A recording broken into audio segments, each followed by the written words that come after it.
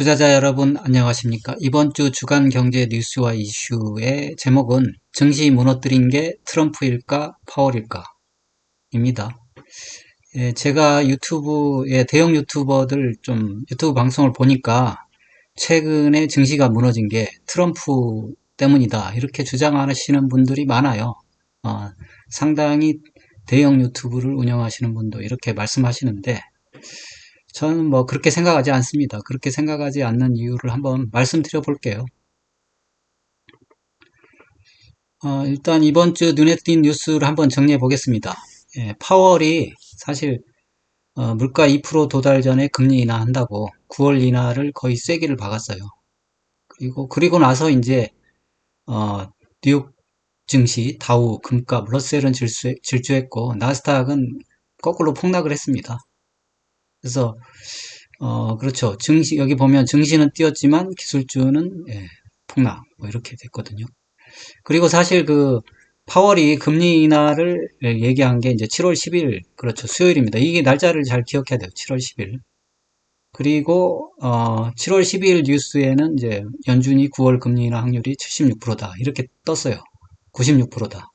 그 이유가 뭐냐면 이미 7월 11일에 나스닥이 폭락을 했기 때문에 이런 뉴스가 나온 겁니다. 그리고 트럼프 피격은 7월 13일 날 있었습니다. 7월 13일 날 있었는데, 그리고 이제 이번 주죠. 이번 주 7월 15일부터 7월 19일 이 사이에 이제 또 이제 주가가 폭락하니까 트럼프가 이제 당선될 확률이 거의 커져가지고 폭락하는 거 아니냐, 뭐 이런 식으로 말하는 것 같은데 사실은 아니다. 그거를 한번 제가 기술적으로 말씀을 드려보겠습니다. 계속. 그 전에 코스피 관련 뉴스를 한번 살펴볼게요. 뉴스는 파월은 금리 인하한다는데 한은은 신중론이다. 이거는 사실이 아닙니다. 왜냐하면 한은은 연준 따라서 그냥 합니다. 그냥 자기들이 독립적으로 금리 결정하는 것처럼 제스처 취하는 거예요.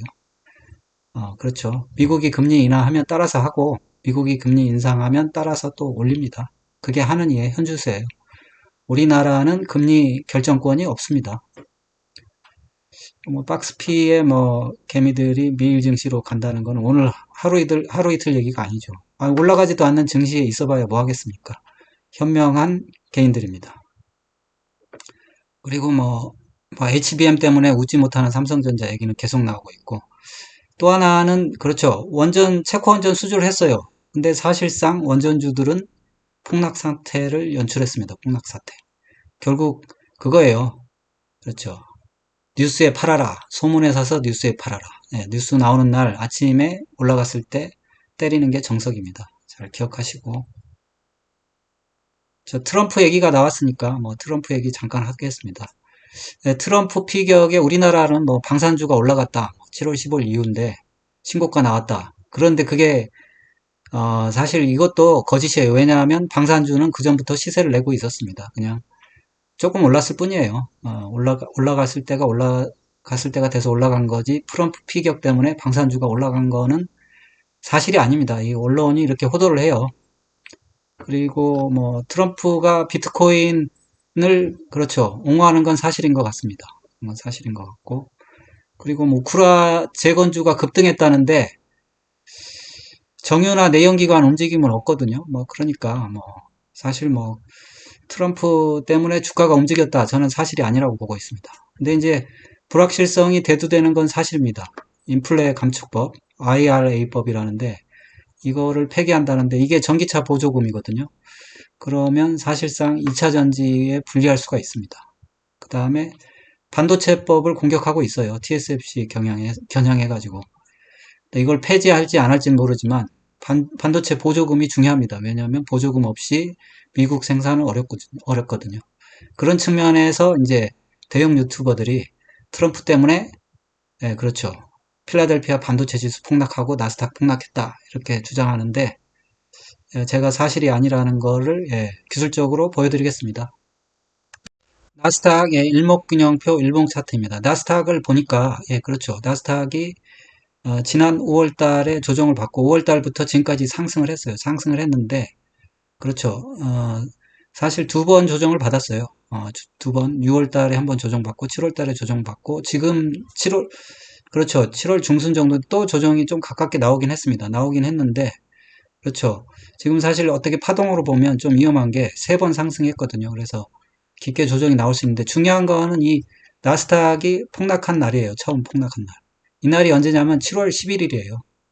그 트럼프 피격은 7월 13일이거든요. 그래서 7월 11일 날 이미 폭락을 했습니다. 나스닥이.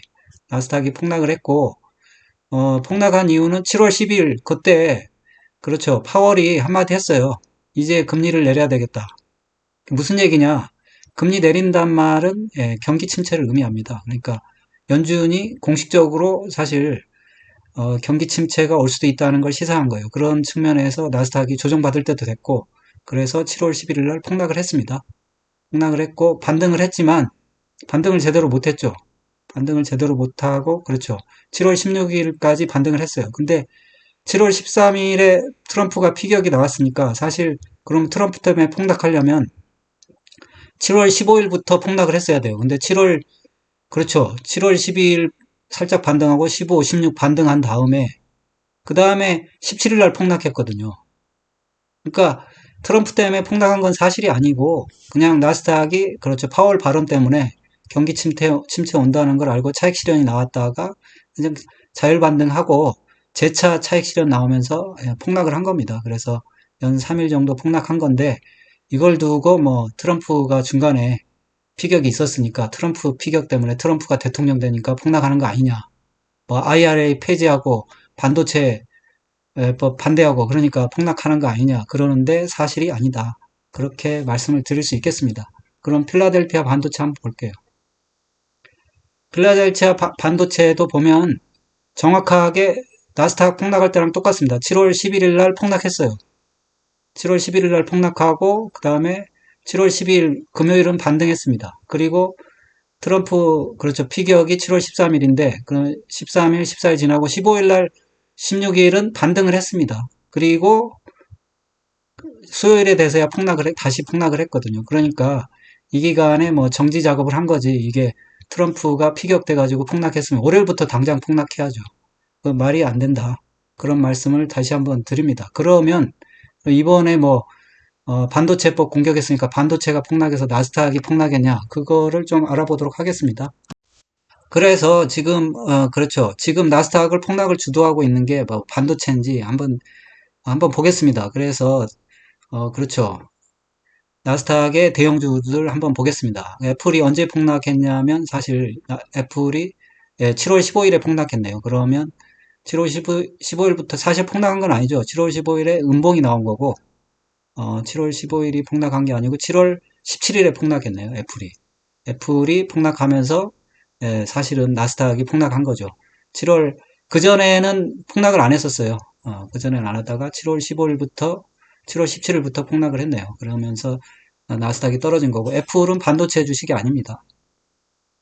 그리고 실제로 그러면 7월 11일에 그럼 나스닥 폭락을 주도한 건 누구냐? 이게 마이크로소프트입니다. 마이크로소프트가 음봉을 크게 만들었네요. 7월 11일에. 그 뒤로도 쭉 떨어졌습니다만 마이크로소프트 그렇고요. 엔비디아도 뭐 물론 일조를 했겠죠. 엔비디아는 근데 폭락 날짜가 틀려요. 이미 6월 20일, 6월 달에 한번 대량으로 폭락이 나왔습니다. 폭락이 나왔고 엄청난 폭락을 했죠. 연 3일 폭락한 다음에 반등을 쭉 했다가 6월 달에 이미 폭락했었고 그 다음에 7월 11일 날 폭락이 나왔어요. 그러니까 트럼프가 피격되기 이틀 전에 폭락을 한 거죠. 그러니까 엔비디아가 트럼프 피격된 걸 알고 폭락한 거죠. 뭐 그런 식으로 주장할 거면. 그러니까 전혀 트럼프 폭락이랑 아니 트럼프 피격이랑 나스닥 또는 뭐 반도체 폭락이랑은 아무 상관없다. 그런 말씀을 다시 한번 드립니다. 그 알파벳도 보면 7월 11일이에요. 그러니까 7월 10일 날 파월이 한마디 한 게 지금 영향을 미치는 거예요. 파월이 지금 금리 인하한다. 이 얘기가 한 게 그러면 이렇게 말한 거예요. 금리 인하한다 하고 뭐라고 써붙였냐. 경기 침체다. 이렇게 말을 하니까 결국은 그 발언을 듣고 민감한 사람들이 지금 차익 실현에 나서는 겁니다. 알파벳. 아마존닷컴도 보면 음봉이 7월 11일에 나왔습니다. 최초. 그리고 그 뒤에 반등도 안 했어요. 아마존닷컴은. 그냥 있다가 폭락했습니다. 메타 플랫폼도 7월 11일에 폭락했네요. 사실 그 전부터 폭락 징조는 있었습니다. 7월 11일. 그래, 브로드컴도 마찬가지예요. 브로드컴이 언제부터 폭락했냐면, 브로드컴은 6월 18일부터 폭락했어요. 그러니까 엔비디아랑 비슷한 시기예요. 아마 브로드컴이 엔비디아 친구격 되는 것 같은데, 6월 18일부터 폭락했고, 결정적으로 이번에 또 7월 11일부터 폭락을 만들어냈습니다. 그러니까, 결론적으로 말하면, 뭐, 이번 폭락의, 그렇죠. 주된 원인은, 엔비디아, 폭등에 따른, 그렇죠. 이익 실현. 또 하나는 파월의, 그렇죠. 폭탄 발언이죠. 이제 9월에 금리 인하한다. 뭐 이거가 사실은 폭탄 발언인 거예요. 테슬라는 좀 틀리죠. 테슬라는 최근에 반등을 했기 때문에 틀린데 테슬라도 7월 11일에 폭락을 했네요. 결국. 그래서 파월의 발언에 의해서 모든 것들이 이제 움직였다. 이렇게 생각하면 지금까지 뭐 트럼프 파리하신 분들, 대형 유튜버들 사실 그거 사실이 아닙니다. 그냥 그렇게 주의를 끌기 위해서 말씀하는 거예요. 7월 11일 나스닥 반도체 폭락은 7월 11일부터였고 그거는 7월 10일 파월의 발언이었다. 원인은 트럼프는 중간에 끼었다. 아무것도 아니다. 이렇게 말씀드릴 수 있겠습니다. 자, 이 정도로 마치겠습니다. 여러분의 응원이 영상 제작에 큰 힘이 됩니다. 좋아요, 구독, 알림 설정 꼭 좀 부탁드립니다. 감사합니다. 그리고 모든 투자의 책임은 투자자 본인에 있습니다. 투자는 각자 개인의 판단하에 투자하시기 바랍니다.